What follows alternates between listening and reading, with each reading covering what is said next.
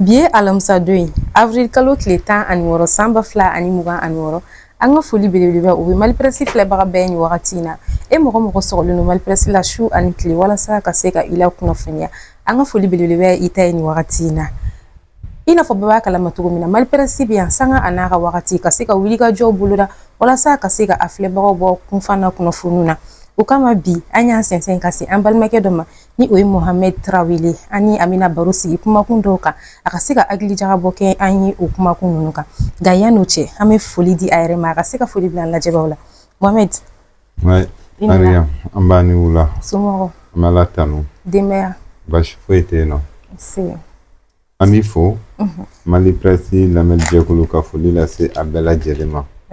an camarade Boubacar ka foli lase a ma Malipresse ɲɛmaaba fɛn fɛn sɔgɔlen don an na bi tilegan in na Mali kɔnɔ ani Mali kɔ kan an bɛ foli lase bɛɛ lajɛlen ma ne tɔgɔ ko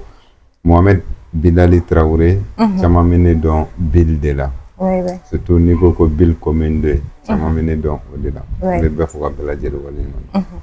an yɛrɛ b'i fo kosɛbɛ Mohamed nin b'a to an bɛ don an ka bi sigi kɔnɔna la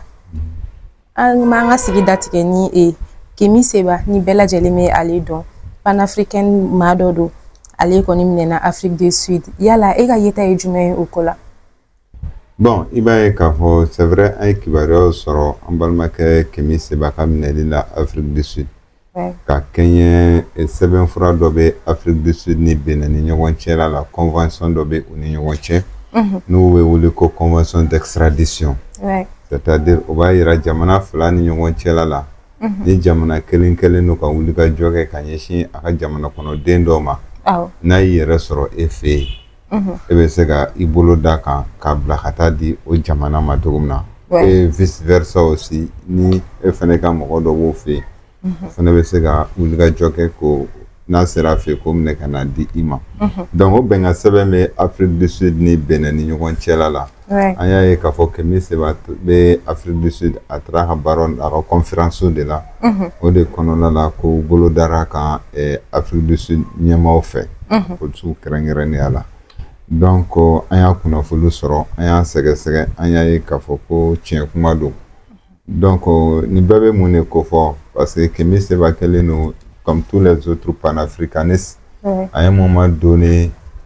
i b'a dɔn k'a fɔ k'i ka ɲɛnɛmaya yɛrɛ tɛ dan e kelen dɔrɔn na quoi parce que e bɛ fɛn mun défend ni e bɛnna ni jamana ɲɛmɔgɔ ye mun ka kuntilenna ni e ta tɛ kelen dɔrɔn a bɛ kɛ degunba de ka ɲɛsin olu ma ka kɛ degun ye ka ɲɛsin e ma sabula e bɛ ka fɛn mun défend e bɛ taa sɔrɔ ni olu ka taabolo olu tɛ kelen ye Kemi Seba qui est connu sur le plan mondial de par de son engagement panafricaniste et patriotique si le mot me permet a commandé tubabu jɔn caman ye n bɛ se k'a fɔ a commandé tubabu jɔn si ye parce que oui panafricain yɛrɛ ka wulikajɔ ye farafinna ka kɛlɛmanciya quoi farafinna bɛ se ka wulikajɔ kɛ cogo min na k'a ka yɛrɛtigiya ka se ka o défend cogo min na hali ni an y'a ye dans l'histoire le mot panafricain n'est pas né en Afrique quoi panafricanisme a wolola kɔ kan ni yɔrɔ jumɛn kɛrɛnkɛrɛnnenya la Amérique yanfanw de fɛ donc panafricanisme baaraw kɛra yen de ka farafinna ka yɛrɛtigiya di a ma ka golo finman don da la quoi donc ni o kɛra ka wulikajɔ ye i bɛ taa ye dans l'histoire tubabu dun bɛ taabolo minnu kɛ olu ka baaraw kɔnɔna la olu ka ɲininiw kɔnɔna la fɛn fɛn tɛ se ka baara kɛ olu ka kuntilenna kɔnɔ olu tɛ jɛ ka baara kɛ donc ni tubabu ko ne ko bananku fo o dɛsɛri la n'o tɛ o tɛ to yen u b'i kɛlɛ donc histoire baw bɛ yen nɔ mais mun ye Kemi Seba ta in ye c'est un message très très fort et tous les panafricanistes doivent s'attendre à ça quoi parce qu'à un moment donné i ka kɛlɛ i ka engagement kɔnɔna la e bɛ ka fɛn dɔ de kɛlɛ a dɔ la fɛn min yɛrɛ fanga ka bon n'i ye quoi i bɛ ka système kɛlɛ i bɛ taa sɔrɔ système a dɔ la a fanga ka bon n'i ye quoi se bɛ système ye ka tɛmɛ i yɛrɛ fɛnɛ kan quoi donc ni Ala ka latigɛw tɛ a ka ca Ala fɛ dankari bɛ k'i la quoi an y'o ɲɔgɔnnaw caman ye a bɛ n'a fɔ Nicolas Maduro Américains taara minɛ cogo min na fo Venezuela a ka jamana kan président kunturu sabula ko olu yɛrɛbakun quoi Sud-Américains ka kɛ u yɛrɛ u ni Américains tɛ ɲɔgɔn ye sira la mais de part de l'histoire de la le panafricanisme i b'a ye k'a fɔ fɛn fɛn y'a kɛlɛ kɛ a caman laban bɛ kɛ janfaw de quoi mais an bɛ ala deli ani fɛnkɛ an ka AES jamana ɲɛmaa minnu fɛnɛ bɛ yen nɔ u ka se ka wuli ka jɔ kɛ dɛmɛɲɔgɔnya bɛ se ka ta ka ɲɛsin a ma cogo min na quoi parce que Kémi Séba n'est pas seul dans ce combat là donc Kémi Séba ne sera seul en aucun cas dans ce combat là donc il a l'appui de tous les panafricanistes engagés, déterminés et pour l'amour de la patrie aussi africaine. O de bɛ ne bolo k'a fɔ Kémi Séba ka arrestation in na arrestation mun ni maa dɔw yɛrɛ kɛlen don k'a fɔ ko Niger yɛrɛ jamana masakɛ yɛrɛ fɛnɛ kɛlen don ka sɛbɛn dɔ kɛ ko ka Kémi Séba ka passeport diplomatique ko k'o minɛ a la bon ni ko dɔ ye mɔgɔ min yɛrɛ kunkolo b'i kan da la hali dɔɔnin quoi est ce que i kan ka miiri nin yɛrɛ la kuma tɛ ka taa document monter de sisan nɔ k'o bila sisan nɔ ka kɛ i b'a fɔ comme Niger yɛrɛ masakɛ de ka signature b'a la ko kɔlɔlɔ dɔ ye Kémi Séba sɔrɔ an y'an ka passeport diplomatique minɛ a la mɔgɔ mun ka kekun diɲɛ kɔnɔ yɛrɛ i tɛ miiri nin na yɛrɛ quoi hali n'i ka kekun fo fitinin dɔrɔn i tɛ miiri nin na quoi donc mais a bɛ faamu parce que Benin masakɛ a kɛra kura mun bɛ yen nɔ a kɛra mun bɔra yen nɔ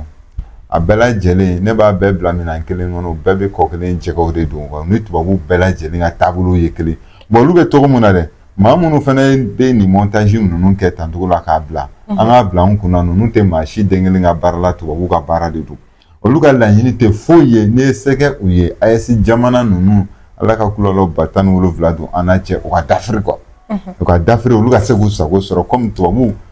bɛ a laɲini cogo min na quoi k'o t'u fɛ yen nɔ k'a fɔ ko golo finmanw a ye taa nin sira fɛ golo finmanw a ye nin kɛ golo finmanw an bɛ nin de nɔfɛ a bɛɛ ka kɛ olu ye quoi sabula olu yɛrɛ tubabuw tɛ se ka kɛ an ka président ye mais il faut avoir un président i m'a faamuya apatride un président au service du néocolonialisme k'o ɲini k'o bila an ka jamana ninnu ɲɛma u b'u sago sɔrɔ cogo min na mɔgɔ minnu bɛ ka nin kɛ maa wɛrɛ tɔw an ka maliyɛn den minnu sigilen don faransi ni Côte d'Ivoire jamana minnu kan quoi n'u b'u to wali jamana ninnu kan ka u yɛrɛ faso buruja o maa ninnu de ka baara de don quoi donc Mali ni Burkina ni Niger a bɛɛ bɛ ten cogo de la olu ka laɲini tɛ foyi ye ka miirinasiw don mɔgɔw kunna Abdramane Tchani bɛ se ka nin baara kɛ i sigi k'i miiri dɔrɔn ye ka dɔn k'a fɔ nkalon de don quoi mais o bɛ laɲini mun de nɔfɛ a tɛ kɛ o ye quoi ni Ala sɔnna ma. Faamuyali kɛra o la Bill an b'i fo kosɛbɛ nin b'a to an bɛ taa an ka sigi filanan kɔnɔna la an ka minisiri min ka baara ɲɛsinnen don an ni jamana wɛrɛw ni ɲɔgɔn cɛ ko ye ɲɛnabɔ ma ale bɔra a ka laseli dɔw kɛ nin wagati laban in na laseli min kɔnɔna la a bɛ kuma Mali ni Maroc ni ɲɔgɔn cɛ bolo di ɲɔgɔn ma la yala e ka yeta ye jumɛn ye o fɛnɛ la bon o ye tari de ye parce que au regard de la situation géopolitique internationale dans le cadre de la mondialisation, les intérêts des États sont liés quoi. Et nul ne peut se sauver seul. C'est-à-dire, bamananga ye jumɛn ni diɲɛ yɛrɛ sigicogo ta ka jateminɛ cɛfɔ ni kanbɛn don ka bɔ ɲɔgɔn kan diɲɛ jamana bɛɛ lajɛlen mako bɛ ɲɔgɔn na e jamana tɛ yen nɔ k'a fɔ k'e bɛ se k'i fara ka bɔ diɲɛ na k'e bɛ se ka développer quoi i tɛ se k'a kɛ donc an ni Maroc ka bolo di ɲɔgɔn ma ça ne date pas d'aujourd'hui. Il y a depuis dans les temps où roi Mohamed V ninnu ni Ben Bella ninnu roi Mohamed V ninnu Ben Bella en Algérie mais roi Mohamed V ninnu depuis olu roi ninnu bɛ yen nɔ ani u bɛ bolo di ɲɔgɔn ma kɛ Modibo ka wagati ninnu na mais maintenant a bolo di ɲɔgɔn ma bɛ ka renforcer an b'a fɔ hali bi Ala ka dɔ fara o kan parce que an cayakun de ni dɔ ma bɛn ni dɔ ka bɛn quoi. O de diɲɛ sigicogo ye quoi. Et l'enjeu politique dans ce monde aujourd'hui, ça c'est des intérêts, c'est des questions d'intérêt qui sont là, de part et d'autre du monde entier. Jɛɲɔgɔnya bɛɛ lajɛlen bɛ kɛ ni intérêt de, c'est-à-dire taa ɲini quoi, ni ko taa ɲini ka taa bin maaw kan diyagoya non e bɛ se ko dɔ la ne tɛ se o la ou bien ne bɛ se ko dɔ la e tɛ se o la n'an farala ɲɔgɔn kan a bɛ se ka kɛ ko belebeleba ye quoi. Donc an ni Maroc ka bolo di ɲɔgɔn ma ne bɛ apprécier kosɛbɛ ka dɔn k'a fɔ surtout que Maroc bɛ na visa électronique comme bɔ an ni u ni ɲɔgɔn cɛla la ani an ka étudiant minnu fana bɛ taa kalan na Maroc ka se ka taa fo étudiant 300 la san o san ani ka wuli ka jɔ fɛnɛ kɛ sur le plan i b'a ye k'a fɔ Maroc yɛrɛ bɛ ka port dɔ jɔ a fɛ yen nɔ port mun Mali bɛ se ka port in lasɔrɔ facilement cogo min na quoi ya parce que fɔlɔ fɔlɔ an tun bɛ Maroc numurubaw ninnu ni Maroc fruits caman sɔrɔ olu tun bɛ na bolimafɛnw de la an fɛ yan nɔ mais n'a kɛra kɔgɔji sanfɛla ye a ka ca Ala ni kira fɛ an bɛ fɛn wɛrɛ sɔrɔ mun ka bon ka tɛmɛ o kan a bɛ se ka kɛ bolifɛn ko bɛ ko la bɛ ni an ye kɛlɛkɛminɛnw san kɔfɛ ou bien ni kɔfɛmɔgɔw ka bolo di ɲɔgɔn ma o minɛn minnu bɛ don an fɛ yan nɔ caman bɛ se ka tɛmɛ o sira ninnu fɛnɛ fɛ même si le Mali ne fait pas frontière directement au Maroc mais passagew bɛ yen nɔ ka tɛmɛ an kɛrɛfɛ jamana dɔw fɛ pour que ka se yen nɔ quoi. Mais ministre ka laseli kɔnɔna la a y'a yira k'a fɔ ko Mali tɛ na Arab Saharaw dɔn a damata jamana ye ko a b'a dɔn Maroc jamana de yala i ka yeta ye jumɛn? Oui, c'est-à-dire kɔsa in na n'i y'a ye an ka jamana fɛngɛ marabagaw kɛrɛnkɛrɛnnen na an ka ministre mun bɛ affaires étrangères Abdoulaye Diop a bɔra a ye laseli kɛ k'a dɔn k'a fɔ ko Mali tun kɛlen don ka République arabe saharawi démocratique mun reconnu Mali sen bɔ o la quoi i m'a faamuya République arabe saharawi démocratique yɛrɛ ye jumɛn ye République arabe saharawi kuma surunya la an b'a fɔ ko saharawi ale ye territoire fitinin de ye quoi un territoire qui ne fait que 260 000 km². Mais a ka bon ni tubabu jamana dɔw ye quoi mais anw fɛ yan nɔ 266 000 km². Commune damadɔ faralen ɲɔgɔn kan anw fɛ yan nɔ Mali la a bɛ bɛn o de ma avec une population de 600 000 habitants. Elle a été population 1 million d'habitants à tout bord. Mais au République saharaoui, il y a une balkanisation wagati conférence de Berlin en 1884-1885. Tu vas voir quelqu'un qui a ɲɔgɔn sɔrɔ Allemagne jamana kan Allemagne capitale la ka farafina tila u ni ɲɔgɔn cɛ Saharawi tun bɛ Espagne de fɛ. République saharaoui tun bɛ Espagne de fɛ. Nka maa minnu yɛrɛ y'a kɛlɛ kɛ ko ka territoire in ko k'a di u ma o ye Maroc de ye. Nka maa wɛrɛw nana don kɛlɛ kɔnɔ u b'a fɔ ko Front Polisario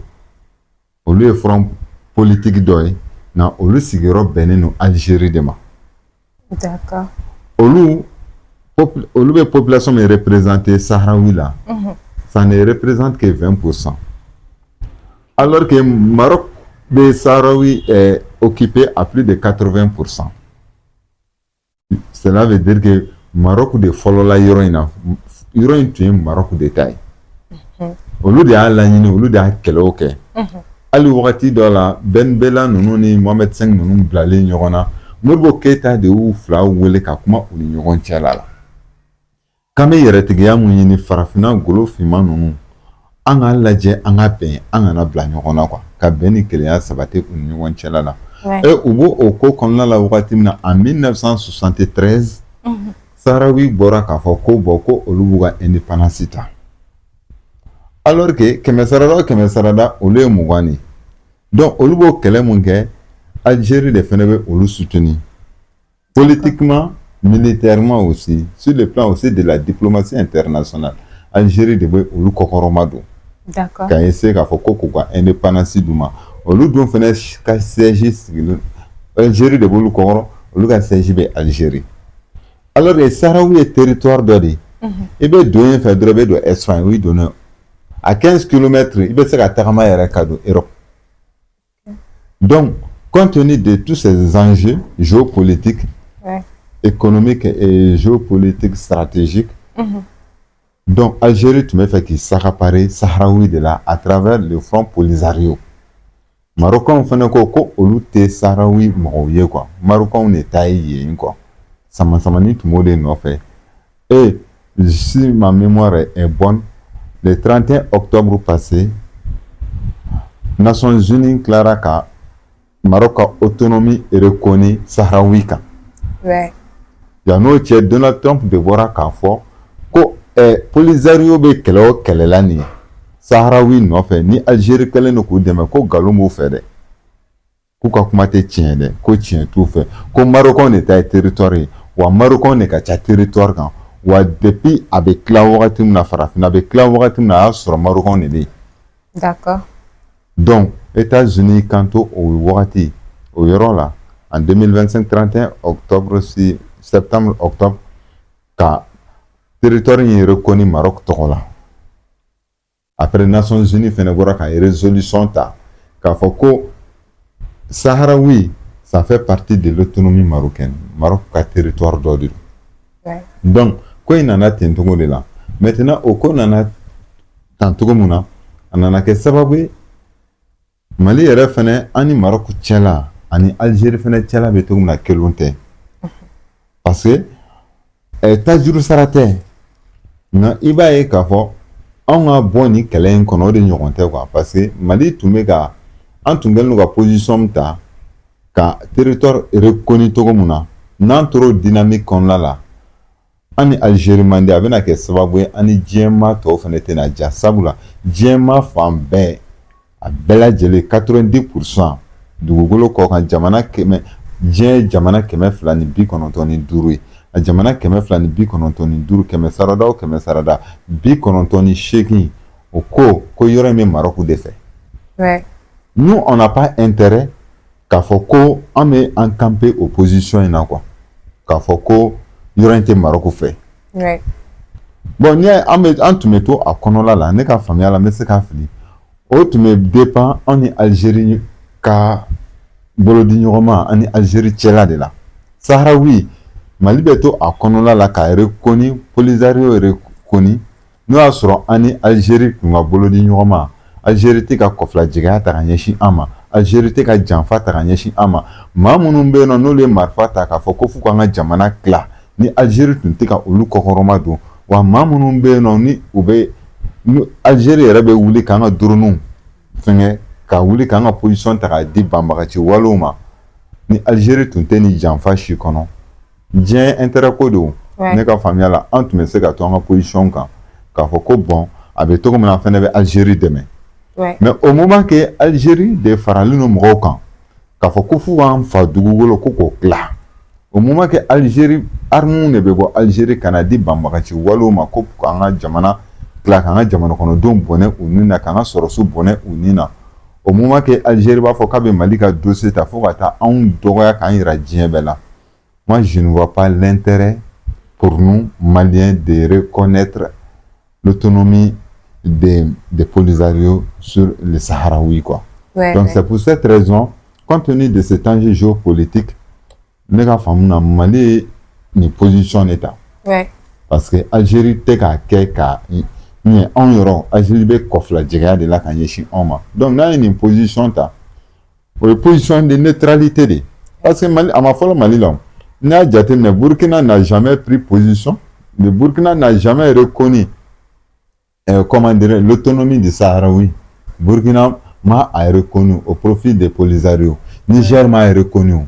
diɲɛ jamana farafin jamana yɛrɛ kan n bɛ se k'a fɔ jamana min kɛlen don k'a reconnu peut-être o bɛ sɔrɔ Algérie de quoi ani dugu wɛrɛw quoi mais an ka AES jamana ma reconnu donc a man ka kɛ o man ka kɛ kojuguba ye quoi parce que diɲɛ bɛ yɔrɔ min na bi bi in na yɔrɔkun sɔrɔman dɔgɔn sɔrɔla quoi a kɛra sababu ye an ni Maroc bɛ gɛrɛ ɲɔgɔn na depuis yanni ni Mali ka retrait ka bɔ a kɔnɔla la an ni Maroc bɛ bolodi ɲɔgɔnma kɛ a mɛnna o Maroc yɛrɛ bɛ ka port belebeleba jɔ n y'a fɔ n ka kuma kɔnɔna la AES jamana yɛrɛ ye pour que sanni feere kɔnɔna la ani diplomatie il y a quelque chose que beaucoup de personnes ignorent sur le plan de la diplomatie internationale farafina dugukolo bɛɛ Maroc ɲɔgɔn tɛ yen. Ah bon? Non, farafina bɛɛ Maroc ɲɔgɔn tɛ diplomatie internationale la. Le Maroc, il y a une certaine confiance accordée sur le Maroc par rapport aux différentes négociations quoi. Parce que c'est des gens qui sont sérieux dans la diplomatie internationale. Ania kuma dɔ la olu bɛɛ lajɛlen fana bɛ finman ni jɛman ninnu nka jɛman dɔw fana ka fisa ni jɛman dɔw ye quoi mɔgɔw bɛ a kuma faamu ten cogo ninnu na quoi donc an ka jamana marabagaw ye position mun ta moi je félicite cette position là quoi. Ouais. Ni an bɔra yen nɔ Mali ni Mauritanie ɲɔgɔn cɛ lakanako gɛlɛya yala e ka yeta ye jumɛn ye o ko fɛnɛ la? Bon, et est là parce que anw ka jamana ninnu o de kama n'i bɛ kuma Mali situation kan quoi ne y'a publication bila n ka groupe kan n ko mɔgɔ o mɔgɔ ne bɛ wele ka kuma Mali ko kan tant que ne ma Mali enjeu géopolitique ɲini k'a faamu quoi tant que ne ma ɲini k'a faamu k'a fɔ ko le Mali est confronté à un problème dimensionnel et à un problème multidimensionnel international i man ka kuma Mali ko kan quoi k'a dɔn k'a fɔ ko janfa de taara ka ɲɛsin an faso ma quoi parce que an ma marifa ta ka ɲɛsin jamana si ma Mali ma mɔgɔ si fa neni Mali ma mɔgɔ si ba neni an ko k'an ka jamana de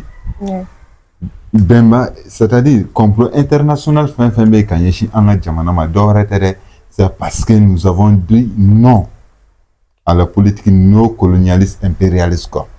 joli kɛnɛ minɛnw Mali ko de k'an tɛ sɔn aw ka taabolo ma o de kɛlen don gɛlɛya ka ɲɛsin Mali ma à tous les niveaux donc an ni Mauritanie ta normalement n'a ni jamana kan ka bɛn o ye an kɛrɛfɛ jamanaw de mais e ɲɛ t'a la gɛlɛya bɛ don an n'an kɛrɛfɛ jamana dɔw de ni ɲɔgɔn cɛ fo k'a dama tɛmɛ mun de kama k'a sɔrɔ an ma marifa ta o kama mais c'est parce que olu bɛ fɛn dɔ de laɲini mun bɛ kɛ sababu ye k'an ka jamana minɛ k'a kɛ jugusago jamana ye quoi an tɛ sɔn o de ma hali n'o y'a sɔrɔ la n'i ye Mali ta ka Mauritanie ta ka Algérie ta an ka frontière ninnu na e b'a dɔn k'a fɔ ko tubabuw tun b'a fɔ fɔlɔ-fɔlɔ ko on faisait la guerre c'était pour tuer l'ennemi aujourd'hui on fait la guerre c'est parce que c'est économique c'est parce que c'est rentable ko fɔlɔ ko kɛlɛ tun bɛ kɛ de ko ka jugu faga ko mais ko bi ko kɛlɛ bɛ kɛ nafa sɔrɔ de kama donc o kɛlɛ mun bɛ kɛ nafa sɔrɔ kama n'i ma a kɛ ni hakili ye e sababu ɲinitɔ n'ale ma fara i kan i bɛ taa kɛ fɛn dɔ sababu ye quoi Maroc ni Algérie bɛ ten de sabula an ni olu ni ɲɔgɔn cɛ bassin dɔ bɛ yen nɔ o bɛ wele ko le bassin de Taoudénite o bassin de Taoudénite mɔgɔw ka taa Google kan i ka a recherche kɛ o fanba o ye Mali de fɛ i y'a faamu à travers Kidal Burɛ ninnu ni a jamana dugu caman Mali fɛ o bassin de Taoudénite ça fait une réserve de plus de 2 milliards 400 millions de barils donc des barils en gazi la ani pétrole la o fanba b'an fɛ yan mais tant que ni Mali bɛ déstabilisation kɔnɔna la ni c'est-à-dire tant que ni Mali bɛ déstabilisation kɔnɔna la ça profite et à la Mauritanie et à Algérie d'extraire, d'exploiter les bassins de Taoudénite. Sur le dos vraiment du Mali. Donc, au moment où ni Mali n'a pas basketball à Konala, parce qu'il y a Kunda Oka. Il y a un wati dans la Sanubol, Dingamunome, Ani, ou Nyoron Chalala, Aya Chamandatu. Parce que tu mets la Sanubo en fait un katanaï. On a Nyorona Chama. Donc, Algérie, Mauritanie, Metokomna. An tɛ foyi ɲini bɛn ni kɛlɛya ani ɲɔgɔn cɛla la au moment que an ma taa da don olu ka jamana gestion na an m'a ɲini olu fɛ u ka n'u da don an ka jamana gestion na au moment que an ma taa mɔgɔ dɔw soutenir pour que k'u ka jamana déstabiliser an m'a ɲini u fɛ u kana kɛ sababu ye k'an ka jamana fana déstabiliser quoi au moment que an ma u ta k'u da lɛfɛ kɔnɔ u k'an to yen parce que an ma baga u ma quoi an n'u tɛ ɲɔgɔn ye sira la wa an bɛ mun de ɲini an ka bɛn ni kɛlɛya an ka souveraineté défendue comme tubabu yɛrɛ b'a fɔ cogo min na la souveraineté c'est la capacité militaire d'un pays à défendre ses frontières an b'o de laɲini an n'u ni ɲɔgɔn cɛla la an ka jamana dugukolo centimètre kelen fɛn foyi tɛ bɔ a la bɛɛ bɛ don an sagoya de la wa n'i ye se kɛ olu ye o kana kɛ ka sɔrɔ an ma don olu kun mais u k'an to yen an b'o kɛlɛ dɔrɔn de nɔfɛ donc an ni Mauritanie ta ye mun ye an b'a ɲini u fɛ u ka segin u kɔ hali bi quoi donc lagosili man ɲi mais u ka segin u kɔ parce que an dun b'a dɔn a bɛ fɔ cogo min na ko qui veut la guerre prépare la guerre quoi an dun b'a dɔn an bɛ yɔrɔ min na bi bi in na yɛrɛ fɔ tɛ dɛ an fana bɛ ka labɛn de labɛn b'an yɔrɔ la kosɛbɛ an b'a fɔ ɲɛna u ka sabali parce que an tɛ jamanaden ye quoi anw bɛ yen nɔ ka sɔrɔ jamana dɔw ma bange quoi ne ba Mariam donc ne bɛ mun sɔrɔ k'a fɔ Mauritaniens ye k'a fɔ Algériens ye u ka sabali u k'u tɔ to quoi dɔ kɛra Mali la donc on ne veut plus que le Mali soit un pays comme eux, ils le veulent, quoi. Un pays soumis, un pays au service de l'impérialisme. Non, nous n'allons jamais nous soumettre, quoi, à qui que ce soit, devant qui que ce soit. Nous voulons nous battre pour notre souveraineté. Et notre génération est une génération prête à se sacrifier pour le bonheur des générations futures. Parce que mon édo, ame kelem na bi sinima siningenema, amba donc à un dena modon, au lieu de venir ni ton sur quoi. N'ayant dame ça quoi. En donnant modon, au lieu de venir jigi ana quoi.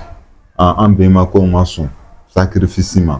Alors qu'un méga bâton takatamonou fait à un moment donné de leur histoire. C'est une génération qui s'est sacrifiée pour qu'aujourd'hui, les générations qui sont actuellement, les générations à venir là,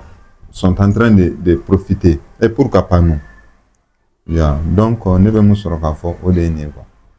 Ouais. Au Jarani, démocratique, comment on tient à l'une, qu'on s'appelle une waratina, sans bisaba andrew démocratie, en a jamana konala, yala maja du ministre pour la akula ega yetala. Bon, et dans ma raillerie de l'année 600, parce que nous, comment nous béga dougou, quel nous a dougou mine femme bella diane fait démocratie, démocratie, démocratie. Mais ne le fait, en bas de faire nos des femmes. Démocratie be en fait un depuis la wale. Wallahi démocratie be mali kono kasurali tuba bu jamana do make jamana. Ouais. Démocratie be en fait un. Avant même la charte de Kouroukanfouka de 1234, si ma mémoire est bonne. Donc, la charte des Dosso fenêtre mais non. La charte des Dosso, il y a une charte de Kouroukanfouka kana. Ka frangon kan kam rodobla ou nyema. Ok là. Charte des Dosso mais non. Donc, on va y aller à fort. Démocratie ko kuma moume fort ou tu me en fait un non. Depuis jamana do ma bangé. Charte de Kouroukanfouka nana en fait un ka sur jamana do ma bangé. O charte de Kouroukanfouka kumana armadenya tabolo nyuma be se ka ke to kumna ben kelenya chefo ani kambe o be se ka do ani ɲɔgɔn cɛ sinankunya be ani ɲɔgɔn cɛ na nga dumuni kɛ o b'ani ɲɔgɔn cɛ fa ka den dɔn a den ka fa dɔn a fa ye muso ka cɛ dɔn a cɛ ka muso dɔn a muso ye balimaya sinjiya kelebanciya furuɲɔgɔnya o be anw fɛ yan nɔ lamɔ ko ɲuman be anw fɛ yan mɔgɔ jɔn bɛ se k'a fɔ ko démocratie tun t'an fɛ yan nɔ yanni tubabu ka démocratie nali cɛ o de kama en 1991 u nana ni fɛn dɔ ye an fɛ yan nɔ u yɛrɛ ɲumana ko gulokibani kanba wa jumɛn u nana ni fɛn dɔ an fɛ yan ko démocratie o démocratie n bɛna histoire dɔ f'i ɲɛna wagati mun na u ni Musa Traoré yɛrɛ bɛ ɲɔgɔn ye tubabu la démocratie ko kuma fɔ parce que ça me rappelle aux années de l'indépendance tubabu sigi ko hakili jagabɔ de k'a fɔ ko ɲinan san 1960 an bɛ golo finma farafinna kilebi fanfɛla jamana ninnu an bɛ fɛɛrɛ kɛ ka u bɛɛ lajɛlen ka indépendance k'a di u ma an n'u ko k'u b'an ka indépendance d'a ma i bɛ taa sɔrɔ c'était une indépendance sous conditionnée quoi yeah. Moi je pensais que ce n'était pas une indépendance totale y'o de fɔ mais maintenant démocratie fana nali farafinna tubabu sigi de k'a fɔ ko bon an y'u ka indépendance d'u ma il faut que an ka na ni fɛn dɔ ye o fana fɛ yen nɔ pour que an ka mainmise sɔrɔ hali bi o ye fɛn jumɛn anw yɛrɛ ka an bɛ mun wele ko démocratie an k'o bila ka taa farafinna n y'a f'i ɲɛna depuis yan'a ka na charte de Kouroukanfouka ni charte de Dosso tun bɛ yen nɔ quoi donc olu nalen u nana k'a fɔ ko ka na ni démocratie an fɛ yan nɔ Musa Traoré kanto l'histoire nous enseigne que k'a fɔ à l'époque ko démocratie aw bɛ mun fɔ ko bɛn ni kelenya cɛfɔ ni kanbɛn bɛɛjɛ fanga ko bɛ anw fɛ yen Mali la ko nka ko aw kan bɛ mun ma ni o ye aw bɛ k'a fɔ ko o ye fanga marali cogo mun ye jamana kɔnɔdenw marali cogo aw kan bɛ o mun ma o adaptelen tɛ anw ka taabolow la an ka valeur la n'o tɛ kelen ye o sabula o bɛna kɛ fɛn de gulokiba de kana poche t'a la quoi donc Musa Traoré ka laseliw kɛra ten togo la mais a ma faamu parce que ne tɛ jigin hali minnu bɛ wele ko les acteurs de la démocratie mais ne ka recherche ne ka faamuyali la hali o acteurs de la démocratie fana tun bɛ fɛn dɔ boli dɔw kɔnɔ o tun tɛ boli mun sɔn kan dɔn quoi n b'o fɔ mun de kama sabula wagati min na Musa Tarawele ka fanga binna c'est-à-dire la première interview de Amadou Toumani Touré mun ye Musa Tarawele ka fanga bin ATT ala ka hinɛ la a ka interview fɔlɔ Sidiki Fa Konate ORTM directeur kɔrɔlen o de interview kɛ a la k'a fɔ a ɲɛna ko u ye fanga Musa Tarawele ka fanga bin mun de kama ko Musa Tarawele ka fanga ko an sera yɔrɔ dɔ la il faut que fanga in tun ka jɔ quoi ko parce que démocratie ko kuma mun bɛ k'a fɔ ko il faut que k'an k'an nɛnɛ de ko sabula ko tɔw bɛɛ bɛ k'a kɛ il faut que an fana k'an nɛnɛ kuma in lamɛn dɛ ko il faut que an fana k'an nɛnɛ de quoi une nouvelle expérience démocratique une nouvelle expérience multipartisme ko il faut que tɔw bɛ k'a laɲini an fana k'a laɲini quoi an ka taa lajɛ n'a ka di quoi o ye ATT ka kumakan de i m'a faamuya donc Musa Tarawele ka fanga binna olu de fɛ ale ka kumakan kɛra o ye an ka taa sira wɛrɛ fɛ sira wɛrɛ mun peut-être ni faso jama bɛɛ lajɛlen b'i yɛrɛ ye fanga mun na quoi la démocratie comme on yɛrɛ b'a fɔ cogo min na c'est un système politique dans lequel le peuple est souverain o t'o de kuma fɔ alors que o démocratie in fɛnɛ o kumana a ka pilier fɔlɔ ne ba o de kɛra souveraineté démocratie pilier fɔlɔ tɛ élection ye dɛ l'élection dans une république démocratique là ça c'est la fin du parcours o ye boli ban yɔrɔ de i y'a faamu élection démocratie kɔnɔna la o ye ko ban yɔrɔ de ko kuncɛ yɔrɔ démocratie kɔnɔla fɛn fɔlɔ ko bɛ daminɛ ni souveraineté de an ka yɛrɛtigiya o souveraineté o kɔrɔ ye di ko on parle de la souveraineté lorsque vous avez un territoire bien délimité n'o y'a sɔrɔ aw ka jamana ninnu bɛɛ lajɛlen dan frontières dɔnnen don quoi que le deuxième pilier de la souveraineté on parle de la souveraineté lorsque vous avez une population stable une population régulière jamana kɔnɔdenw b'a ka jamana kɔnɔna la u tɛ yan nɔ bi sini u bɛ yɔrɔ wɛrɛ nka u bɛ yen nɔ a gɛlɛyara a nɔgɔyara u bɛ yen on parle de la souveraineté, le troisième pilier de la souveraineté, on parle de la souveraineté lorsque vous avez une politique de gestion intérieure sans injonction, indépendante. C'est-à-dire, jamana marabagaw ka miirina n'u ka taabolo kɛlen n'u ka jamana kɔnɔdenw a bɛ se ka kɛ fɛngɛ hakilina ka jamana kɔnɔdenw lafiya cogo min na k'a sɔrɔ mɔgɔ min to debout de l'autre monde k'a fɔ k'a ye taa nin sira fɛ mɔgɔ si ka fɛn t'a la. Donc démocratie ko ale bɛ daminɛ ni o souveraineté de i m'a faamu nka tubabu nana ni démocratie mun ye an fɛ yen a bɛ n'a fɔ olu y'o bɛɛ jɔsi ka bɔ yen ka na ni élection ye ko répartition des pouvoirs l'égalité devant la loi et élection ainsi de suite on n'en disconvient pas mais minnu yɛrɛ ye coup d'état kɛ Musa Tarawele la olu ko fɛn dɔ de don ko an ka na ko k'a nɛnɛ an ka lajɛ an ka expérimenter bon a bɛ cogo di bi o ye fɔlɔ ye filanan ye mun ye Alpha Umar Konare yɔrɔ ale de kɛra jamana ɲɛmɔgɔ fɔlɔ ye Mali kɔnɔ kalata kɛra ka maa mun ta k'i bila jamana ɲɛma Alpha Umar Konare ka laseli la a ye mun de fɔ a y'i kanto k'an nana fanga la u nana fɛn dɔ cungo an da la n'o bɛ wele ko programme d'ajustement structurel n'an b'o fɔ o ma dakuru ɲɛ kelen ko PASI o programme ajustement structurel ye jumɛn o ye miirina jumɛn de ye ka wajibiya jamana marabagaw kan aw ka entreprise ninnu soit a y'u feere anw ma aw ka entreprise ninnu soit a y'a datugu aw ka armée an mago tɛ kɛlɛ la a ye kɛlɛkɛcɛw a ye armée kɛ bolokɔfɛfɛn ye ɲɛtaa mun ni aw b'a laɲini aw y'o bɛɛ jɔ aw ka to an tubabu kɔ an ka baara kɛ Alpha Umar Konare ka kumakan bɛ yen nɔ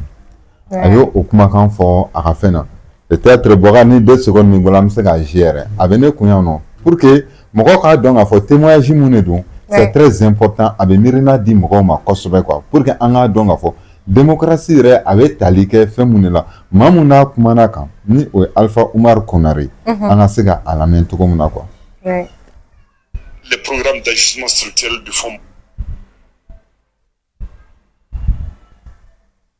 Fonds monétaire.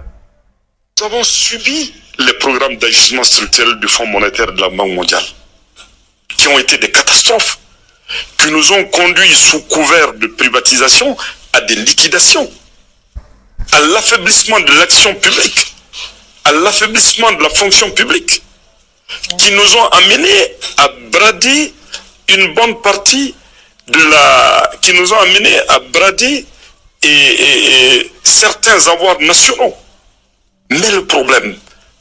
c'est que nous étions dans un pays fragilisé par les conflits. Nous étions dans un pays, si nous voulions affronter ces organisations internationales, si nous voulions affronter des multinationales pour mieux négocier le prix de l'or, le prix du coton, il nous fallait un consensus national. Nous avons vu,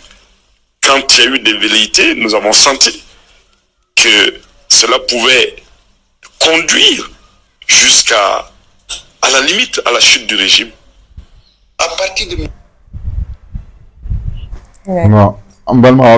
c'est juste un petit témoignage. Donc, famille quand mon faut galonter à Konola. Ni Alpha Oumar Kounare, mon kera président follow Mali jamana kono. Démocratie fanga nana ni munyu quoi. Ouais. Aya yɛrɛ ka kuma la mais ayi kanto nanzaraw ye mun laɲini u fɛ quoi. Nka olu tun tɛ se ka nanzaraw kɛlɛ. Olu tun tɛ se ka fɔ tubabu ma ko ayi. Ko sabula jamana yɛrɛ kɔnɔla la. A kumakan in nana kɛ sababu ye ka bɛɛ lajɛlen fara fara. Maaw dɛsɛra ka fara ɲɔgɔn kan. U y'a laɲini k'a fɔ k'u bɛ fara ɲɔgɔn kan kɛ cogo o cogo fara ɲɔgɔn kan ma se ka kɛ. Bon tubabuw dun ka système na k'a ka dugu jukɔrɔfɛnw k'u ka mainmise ka kɛ a kan aw ka entreprise ka dilapider taa ka don aw ka kɛlɛkɛminɛnw na k'aw ka armée kɛ bolokɔfɛfɛn ye n'olu tun ye laɲini fɛn fɛn kɛ aw fɛ n'aw tun banna o ma o tun bɛ kɛ sababu ye à la limite k'i ka fanga bi. Nin de kɛra ale ka kumakan ye jɔn bɛ se k'a fɔ ko nin kuma tɛ tiɲɛ ye laɲini mun kɛra k'a fɔ ko ka na ni tubabu ka démocratie ye ne hakili la o kɛra fili belebeleba ye parce que an m'a tɛntɛn quoi jumɛn ka ɲi ani jumɛn man ɲi an ma nka an y'a bɛɛ de ta sisan nɔ k'a fɔ k'an b'a bɛɛ baara an fɛ yen o de nana kɛ sababu ye c'est à dire mɔgɔ tɛ mɔgɔ lamɛn bilen a n'an ka valeurs ma taa quoi o de kama kumadɔnnaw b'a fɔ an ka maakɔrɔbaw b'a fɔ Modibo Keyita tile la ko maa tun bɛ sanmɛ maa tun bɛ malo ka sonyɛni kɛ Musa Tarawele ka fanga nana Modibo Keyita ka fanga kɔfɛ Musa Tarawele ka tile la ko hali ni tun ye sanu jama di ma k'i tun tɛ sɔn ka sonyɛni kɛ ko o fanga bɛɛ bɔlen kɔfɛ an nalen démocratie fanga la ko maaw tɛ malo maaw tɛ siran a nana kɛ jumɛn ka na jamana yɛrɛ tun kɛ i b'a fɔ ko batɛmɛ sira mun ka di mun ye o b'a kɛ mun de na o nana fɛn jumɛn nana o wolo an bɛ se k'a fɔ o de kɛra démocratie ne ni fanga in tun tɛ transition fanga sisan tun bɛ ne sɔrɔ plateau kan n bɛ ka dɔ buruja fo ka don a balima la au nom de la démocratie nka alhamdulilayi an m'an ka kuma kɛ an b'a dɔn an kan ka dan yɔrɔ min na quoi. Parce que démocratie kana kɛ sababu ye k'a fɔ ko bon maa dɔ fana bɛ yen nɔ o maa o ka hɔrɔnya n'a ka danbe t'a permettre mun ka kɛ e ko ta ko ɲɛsin o ma quoi wa fanga fana mun bɛ yen nɔ o fanga kan ka bonya de parce que mun de kama démocratie mun bɛ anw fɛ yan nɔ démocratie dɔ bɛ Espagne mais pourtant o démocratie o modèle démocratie o ni Italie modèle démocratie tɛ kelen ye. Italie modèle démocratie ni France modèle démocratie tɛ kelen ye. France fana ka démocratie ni Allemagne fana ka démocratie tɛ kelen ye. Olu fana ni États-Unis ka démocratie tɛ kelen ye. Mais est-ce que an y'a ye k'a fɔ k'olu ye marifa ta ɲɔgɔn kama? Ayi. Est-ce que ko an y'a ye k'a fɔ k'olu jamana kɔnɔdenw yɛrɛ daba bɛ ka kɛlɛ? Ayi. Parce que le modèle démocratique en Europe, ce qu'ils ont amené chez nous, c'est différent. C'est différent de notre valeur, de nos valeurs sociétales, quoi. Kama, les États-Unis qui sont considérés comme la plus grande démocratie dans le monde entier. Nous, le Toumba, faut qu'on ait fanga jaso keri fait, nous qu'on ait bolo de nyomake, qu'on ait élection qui fait, qu'on ait bolo de nyomake. Mon est bien aux États-Unis, t'es comme moula magadien qu'on a bibina. Est-ce que le modèle démocratie a? Si les États-Unis sont la plus grande démocratie, un exemple de la démocratie dans le monde entier, les États-Unis n'allaient pas coopérer avec des États considérés comme des États non démocratiques. Ouais. N'être barré non. Arabie Saoudite, élection ne bégaye non. Kuwait, élection ne bégaye non. Espagne, élection ne bégaye la présence. Mais pourtant, on nous le fait boulot d'ignorement. Mais on fait un nous. On va en quelle. Ouais. Donc, comme comment tiara, comment diara, cosma, mais fait mon comme on y en a. En démocratie, on a valeur.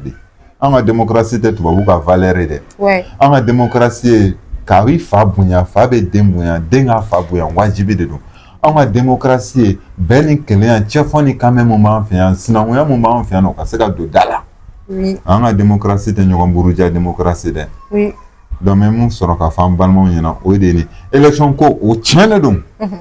On fait un tableau de. Mais quand au cas où on a ni jamana basse de nous, démocratie est à côté. Son premier pilier, ça c'est la souveraineté. On t'a dit que nous sommes contre les élections, mais c'est des explications que nous sommes obligés de donner. Mais bref. Mohamed ni amina nga bisigi blani yoro yala folika laban jumene bi bolo ga nyeshi mal presi flewa o mani wakati na. O de ka bref ka bela jele wala nyuma no Mariam. Dire fo koswe. Ga chesiri la ani anga nyama ba Boubacar Traoré namba fane fo koswe fen sogole no ana Mali presi kan. Ka fo benyana bega ta Mali presi kan. Bega tapoter. Bega aimer, bega partager. Beki i abonné Mali presse. Mali presse kan. Parce que mun kama u te se yoro ironique non foli sanimate yoro na kadimo jamana kono doma et am ko be ni la quoi. Ala ka Mali presse ke presse lakika presse exemplaire Mali kono. Mbolo abe chaba mbolo ni. A parcours chamangere, a traversé des déserts chamanke. C'est un vrai combattant quoi. Amba foka wale ni mando. Aketubala sallallahu. Ami yɛrɛ fo kosɛbɛ o la malpresi filɛbagaw bi mɔgɔ min kun b'an bolo kɔrɔ bi o de kun ye Mohamed Traoré ni bɛɛ lajɛlen ko ale ma ko Bill an kun bɛ ka baro sigi kumakun damadɔni kan a yɛrɛ ka yeta ye mun ye olu la a sera ka da don olu la ko walawala aw bɛɛ lajɛlen ye o kama an b'a fɔ ye aw k'an bɛn don wɛrɛ ni kɛnɛ kelen kan.